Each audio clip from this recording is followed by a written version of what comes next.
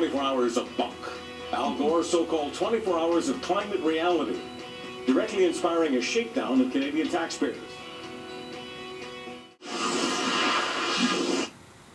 Al Gore, high priest of the global warming cult, firing up his second annual 24 hours of climate reality, a 24-hour blitz of live streaming events to support his hypothesis on man-made global warming.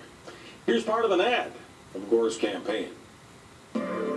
Dirty energy has created a world of dirty weather. It's time to stand up for reality once more.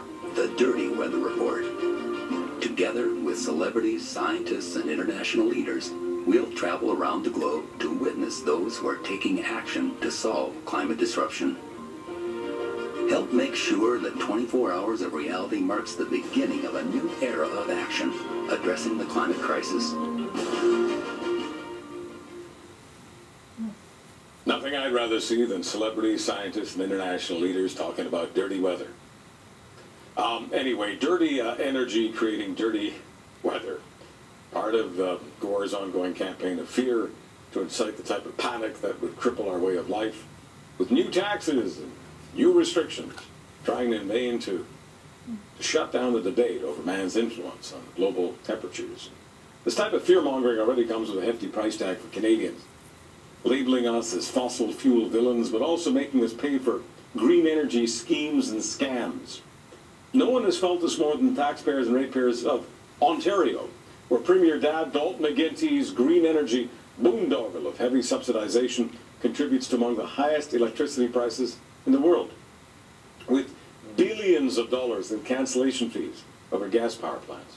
Al Gore and his Canadian cleric, David Suzuki, have now influenced in a new initiative in Have Not, Ontario, a program called the Free Solar Community Program, offering the free installation of free solar panels. That's right, free panels, and people who sign up for the program get to earn cash from the electricity. What could be more exciting than a free ride? Except that Ontario taxpayers are paying for all of it. Paying by a government that is already in deep doo-doo fiscally. Premier Dodd is cutting and running. And who also benefits from the taxpayer shakedown? St. David Suzuki, of course. The Suzuki Foundation also getting an undisclosed cash envelope for every solar panel installed through the program. You think it's ridiculous? I agree.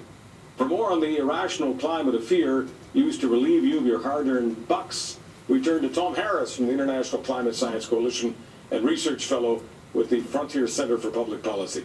Tom, I know you've studied the Gore attack. You studied Gore more than just about anybody else on the planet. Tell me about this latest gambit with the celebrities and the scientists and all of the other fearmongers. What have you seen specifically?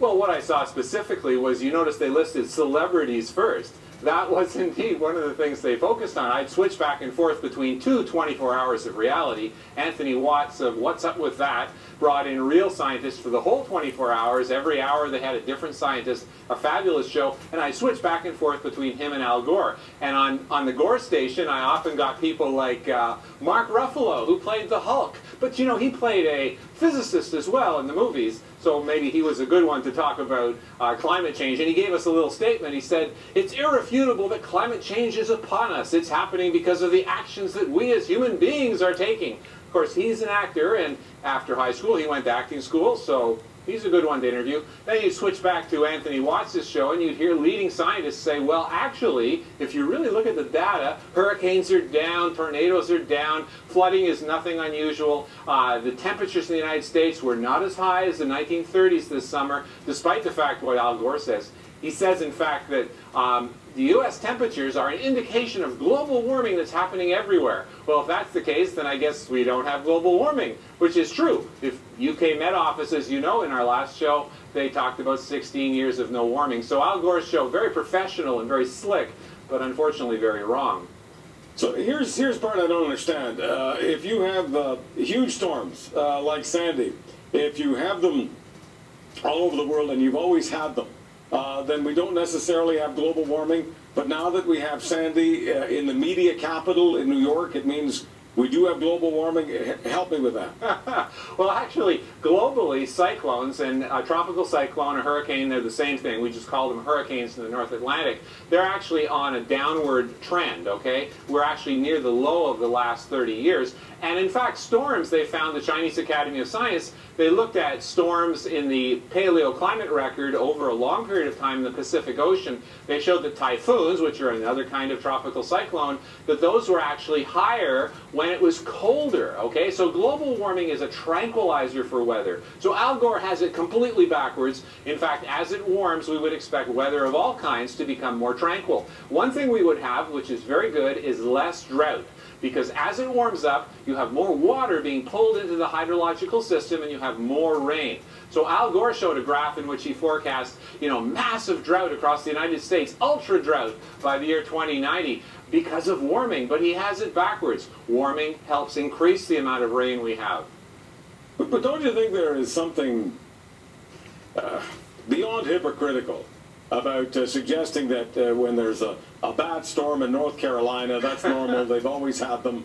But if you've got a bad storm a couple of hours north by air from North Carolina and it happens to be in the media capital, then it means that we have global warming and we've got to impose all these regulations and taxes. I mean, why is it that scientists allow themselves to be suckered by that? I mean, on some level, it's immoral to say that if people in New York are affected, it's global warming and everything must change. But if people in Charlotte, North Carolina are affected, Cuba, it's just another day, another dollar. Yeah, well, actually, if you look at the hurricane tracks, the ones that have made landfall that are true hurricanes, and Sandy, remember, was a tropical storm that only barely made hurricane status #1.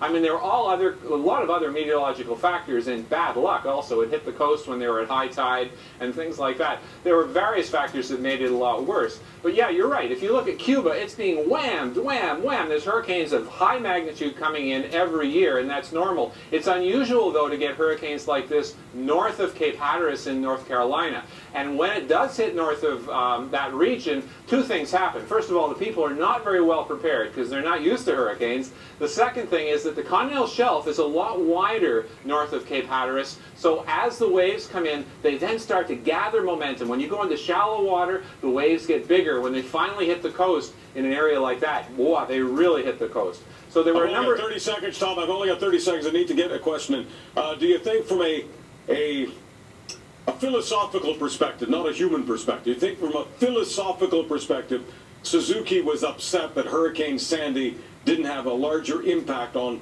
Toronto? 30 seconds.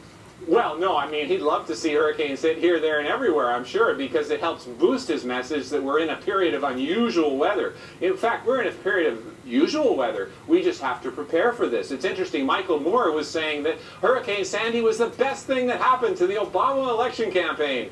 You know, it's pretty sick because you got millions of people, some died actually, massively inconvenienced. So Hurricane Sandy, very serious problem. We have to prepare better, but we can't stop it. Tom Harris, thanks very much. Thank you.